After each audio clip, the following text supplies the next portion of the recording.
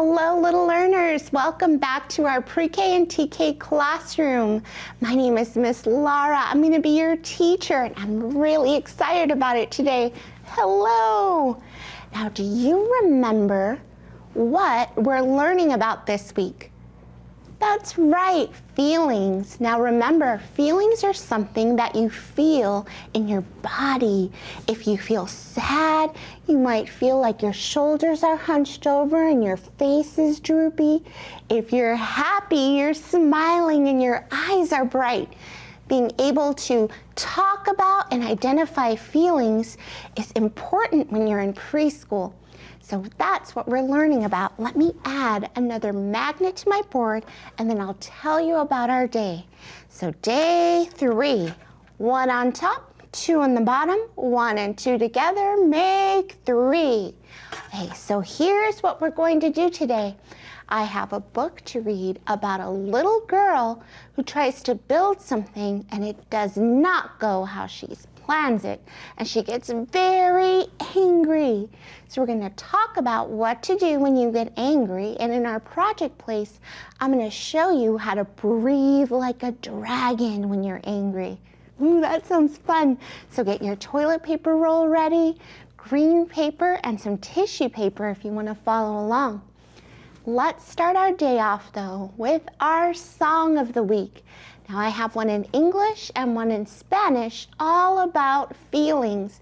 Now remember, emotions is another word for feelings, and that's what our English song says. So let's get started. Here we go. Happy, proud, surprised and sad, anxious, calm, excited, mad, upset, let's see, confused and glad. These are some emotions: lonely, thankful, safe and shy, nervous, silly, terrified, cheerful, fearful, sometimes tearful. These are some emotions. Can you think of any more? There's lots of feelings that you feel in your body, right? And that others feel around you. Make sure you ask, how are you feeling today? Ask yourself that and anybody you see. You might learn a thing or two. Now we're going to learn our song in Spanish. It's called Las Emociones. Remember, we learned that corazón means heart and casita means house. And in the song, it's saying that my heart is like a little house, and I point to my chest because that's where our real heart is. Now I'm going to teach you another word. Alegría. Can you say that with me? Alegría. That's right. It means happy. Alegría means happy. And the next word I'm going to teach you, enojo, means anger. Alegría, happy, enojo, anger. Okay, let's sing our song 2 times. Here we go. Mi corazón es como una casita, muchas emociones guardo en una cajita. Hay alegría, enojo, miedo y tranquilidad, y la tristeza poco a poco se va.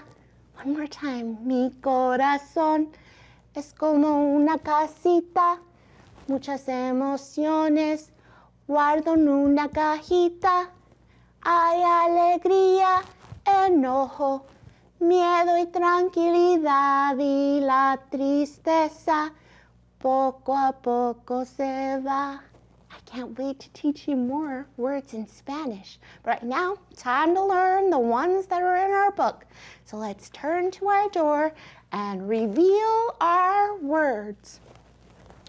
So here we go. We have 3. The first one is magnificent. Let's clap that out. Magnificent. 4 syllables. It's special letter M. Magnificent is a word that means very beautiful or great. And in our story, our little girl is going to try to build something magnificent. The next word is admire. Let's clap it out. Admire. 3 syllables. special letter A, and it means to look up to someone or to respect someone. So think about your parents. Do you ever respect them by following directions? You're admiring and respecting them, right? Because they keep you safe and love you. In our story, that word comes up when a little character is looking up to our main character, the girl. I'll show you when we get there. Last word is pummel. Let's clap it out. Pummel. 2 syllables. Special letter P. Pummel means to hit over and over. You're hitting something over and over. Oh, I hope there's not a lot of hitting in this book. Well, we're gonna find out, because here it is. The story is called The Most Magnificent Thing. And just by looking at the cover, I see a little girl, and she's holding some plans. I wonder if she's gonna build something. And she has a machine or something behind her on a wagon. And there's a dog running around. What do you think is going to happen in the story by looking at the pictures on the cover? Maybe. The story is by Ashley Spires. So let's open it up. The Most Magnificent Thing.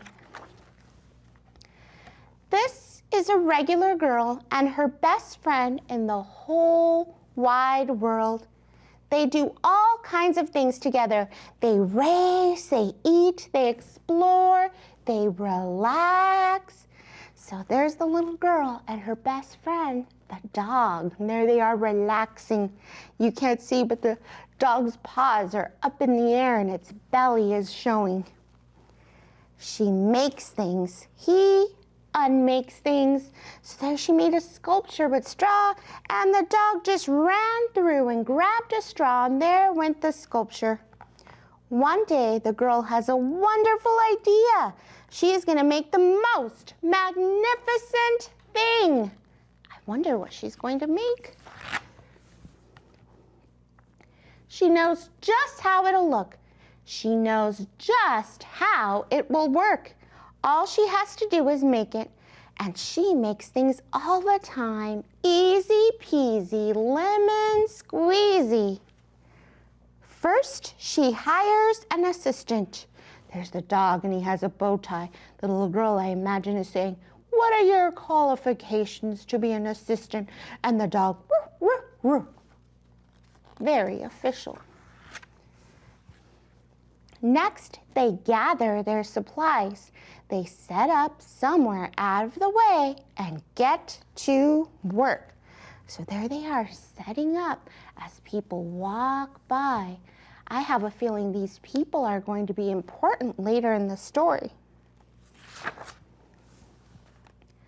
The girl tinkers and hammers and measures while her assistant pounces and growls and chews. So there she is, taking a hammer, and she's making something, a magnificent something. Remember, magnificent means very beautiful or great. When she is finished, she steps back to admire her work. That means looking up to someone or respecting something. I think she's impressed. She likes what she's building. She walks around to the side. Her assistant examines the other side. But wait, it doesn't look right. Her assistant picks it up and gives it a shake. It doesn't feel right either.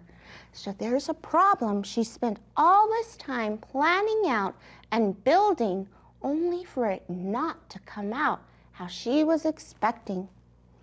They are shocked to discover that the thing isn't magnificent or good. It isn't even kind of, sort of, okay. It's all wrong. The girl tosses it aside and gives it another go. So she's gonna try again, not showing perseverance. That means she's going and going even when things get tough. She smooths and wrenches and fiddles. Her assistant circles and tugs and wags. And when she's finished, she stands up and takes a long look at it. Her assistant gives it a nudge with his paw. The thing is still wrong. She decides to try again, but look at her face. As she keeps trying and keeps getting it wrong, I think the way she's feeling inside is changing. See, her eyebrows are kind of scrunched and she's hunched like the grumpy monkey we read about yesterday. The girl saws and glues and adjusts. She stands and examines and stares. She twists and tweaks and fastens. She fixes and staples and studies. She tries all different ways to make it better. She makes it square, she makes it round, she gives it legs, she adds antenna, she makes it fuzzy, she makes it long, short, rough, smooth, big, small, and even kind of smelly like stinky cheese. But none of these things are magnificent. Oh no. Her hard work attracts a few admirers. Remember, that word means looking up to someone or respecting someone. They're looking at the thing and going, ooh, nice. But they don't understand. They can't see the magnificent thing that she has in her mind. She gets mad. Look at her. She's so angry. She has a black cloud over her head. And all of the things that she was working on smashed to smithereens. Oh. The angrier she gets, the faster she works. She smashes pieces into shape. She jams parts together. She pummels little bits in. Her hands feel like they need to get this work done, but her brain is too full of not right things. If only the thing would just work. And now her cloud is getting bigger and bigger. Just like Ruby when she had her worry. Do you remember? It got bigger and bigger. Crunch! Oh, what happened? Look, she was putting two things together and she wasn't taking her time or paying attention, and she smashed her finger. Look, it's all red. Have you ever gotten hurt like that where you smash your finger? Ouch! The pain starts in her finger, it rushes up to her brain, and she explodes. Ah! It's not her finest moment. There she is exploding. And sometimes your body feels like exploding like that, right? When you get really, really angry and things aren't going your way. I'm no good at this, she said. I quit. Oh no, she's going to quit. Her assistant, though, suggested a walk. She looks very deflated, like a balloon with all of its air let out. It's not much help at first, but before long, she starts to feel different. Bit by bit, the more she gets pushed, the more she gets out of her head. She's taking a walk, and as they stroll along, she comes across the first wrong thing she made. The bad feelings are about to start all over again. But then she notices something surprising. Can you look at the picture? What do you think she's noticing? It's all the things she was working on that she didn't like before. Let's read on to find out. There are some parts of the wrong things that are really quite right. The bolts on one, the shape of another, the wheel to seat ratio of the next. There are all sorts of parts that she likes. By the time she reaches the end of the trail, she finally knows how to make the thing magnificent, and she gets to work. She works carefully and slowly, tinkering, hammering, twisting, fiddling, gluing, painting. Her assistant makes sure that there are no distractions. That afternoon fades into evening. Finally, she finishes. She alerts her assistant. There she is, all done. The pair take a good long look. It leans a little to the left, and it's a bit heavier than expected. The color could use a bit of work too, but it's just what she wanted. They climb aboard and take it for a spin. They are not disappointed. It really is the most magnificent thing. The end. So what did you think of our story? Our little girl went through quite a lot of feelings, didn't she? First, she was excited and thoughtful because she had to plan out her magnificent thing.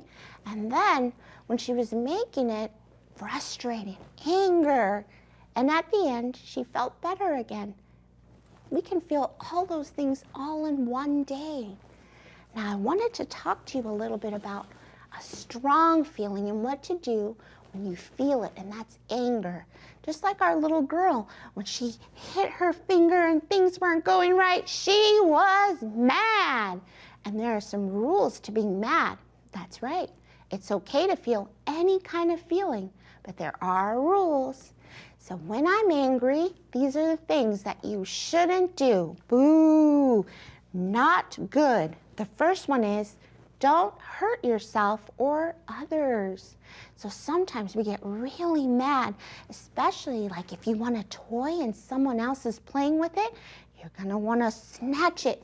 You're gonna wanna grab it. Nope, nope, nope. Hands to yourself. The next thing that we don't want to do when we're angry is we don't want to hurt property. So like I said, even if you're doing an art project and you just are so frustrated because it's not coming out to be like the most magnificent thing you imagined in your head, and you want to take all the paints and paper and shred them up, stop yourself. Like we talked about, stop, name your feeling, take your breaths. You cannot hurt property. Now there are some things that we should do. Yay, all right, let's see. Do talk to others. It's so important that when you're feeling those strong feelings that you reach out and you talk to other people about how you're feeling. And the last one is to breathe and count to 10. Just like we discussed. Take your belly breaths, use your fingers as candles and blow them out one at a time. I'm also going to show you here in the project place how you can breathe like a dragon. So let's walk over there and we'll get started with that project. So here's what we're going to make. A little dragon breather. Look at that. And then you breathe through it 5 times. It's like you're breathing fire. Okay, so to make this activity, you're going to need a paper towel roll, some green paper, glue, scissors, yellow paper or red, or anything that you want to use for the fire. Now the only thing is, it does have to be tissue paper, not very heavy paper, because then when you blow through it, if it's heavy paper, it won't move. Okay, let's get started. First, we need to measure out how much paper we're going to need. So I do this by placing the paper towel roll on top and then just making a little snip kind of where it ends. So like right here, you can see this is right where I snipped with my scissors. Okay, so I'm just going to cut kind of down. Now, I'm not going to need this whole roll here. So after I snip about halfway through, I'm going to take the roll again, hold it down like this, and roll it over. And right about where it rolls over, I'm going to snip right here. And there goes another snip. Now I'm going to cut my rectangle out, because that is the amount of paper that I'm going to need. So here you go. Okay, last thing we need to do to get this dragon covered is we need to add some glue. Now you can add liquid glue or you can add glue stick. For me, I'm going to add a glue stick because I want it to dry really quickly since I'm limited on time here. Always let the glue out, and I'm going to add the glue right along here. There we go. And then tightly roll it over. You can even hold it down for a little bit. Ooh, my measurements were pretty okay. I'm impressed. I admire my work. All right, next what we're going to do is we're going to need to add some eyes. So I thought, maybe the eyes can stick out. You'll see in my sample that I actually made some orange eyes right here. But since we have green paper today, I think I'm gonna make green eyes so it looks like they're coming out of the body of the dragon. So I'm just gonna snip some paper off and then make like a U shape. And if I fold it in half, I can get 2 U's at the same time. I'll show you in just a minute what it looks like. Look at that. See those little U shapes? Then you're going to fold it over on one end like this. You can see it has a little flap. Take your glue and you can glue down the eyes like this. There's one. Again, make a little flap. Add the glue. There's 2. And then you can just draw a little black pupil or the inside of the eye with the marker. I have these googly eyes here that I'm going to use. I don't know what their official name is. I think it is actually googly eyes. You can get these at the place where everything is $1. Now I have found that the best way to attach these is with some liquid glue. So that's exactly what I'm going to use. Oh, I'm running out of glue. These just take a little longer to dry and they might actually slip on down, and that's okay. Still gonna be a magnificent thing. I'm not worried. Next, we'll add the fire. Oh, look at my dragon, it's super cool. Now you can use this kind of tissue paper. Remember, I try to use recycled material, so if you ever get any presents where you get this kind of paper, just reuse that. You could also use this streamer, like if you're decorating for a party, sometimes they have leftover streamer. And actually, I think that's what I'm going to use today. Some yellow and red streamer. So I'm gonna take it, I'm gonna cut a length about this big. That may actually be too long. Let me cut it in half. There we go, or as long as you want it. It's a little too thick, so I'm just gonna cut it in half. That means into 2 pieces that are the same, like this. And then I'm gonna put my dragon so its snout or nose is facing up, and I'm gonna glue my fire on there. Now there's lots of different ways that you can take deep breaths. I saw online they even have a chocolate chip breathing. You can look up. You can also do, like I said, bubble breathing, dragon breathing. So it doesn't just have to be using your belly breaths every time you're angry. You can make it fun. I'm gonna do the same thing with the red. Head it down the middle. Here we go. And then I'm gonna glue it. You can even make a whole box of these. You can call it your little breathing corner. Make it in a calm space in your room. So that way when you get really mad at your brother, sister, parents, teacher, classmates, when you get home, you can go to your breathing corner. Okay, it's starting to look like a dragon. But I think I'm gonna add just a little bit more detail since I have time. I'm gonna add these little green, or maybe these little purple pom-pom things that I have, just like I did in my sample here. You see, kind of looks like a snout or a nose. I'm just gonna add those with some liquid glue, and then I'll show you how to use our dragon. These may not wanna stay. Be good to me, glue. Stick. I have found that fuzzy things do not like to stick to paper easily. You just kind of have to hold them down.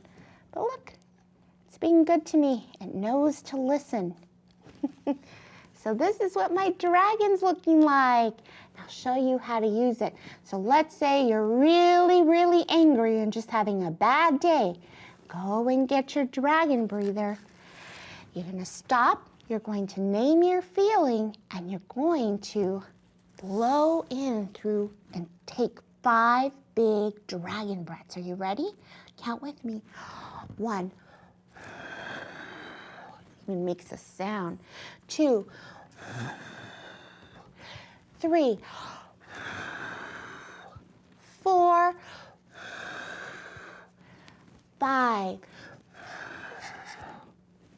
There you go. I feel much better.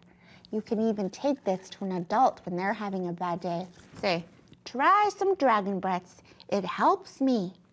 I hope that you give this activity a try.